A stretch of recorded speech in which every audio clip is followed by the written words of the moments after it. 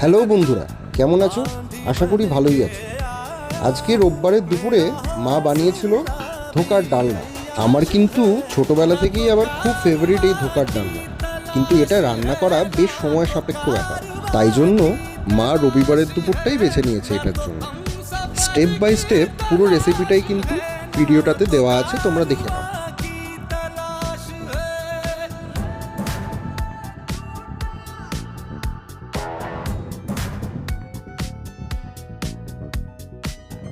आधी बातें आंखें बोले बनी सागर सानी दा मदानी कर निसा आधी बातें आंखें बोले बाकी आधी खामोशी कह दे हम जुबान। কমেন্ট করে জানাতে ভুলো না তোমরা এই রান্নাগুলো বানিয়ে খাচ্ছ কিনা। আমাদের এই ভিডিও সিরিজগুলো ভালো লাগলে কিন্তু অবশ্যই একটা লাইক করো, আর চ্যানেলটাকে সাবস্ক্রাইব করে বেল আইকনটা অবশ্যই টিপে দিও। Herb and harvest, thank you.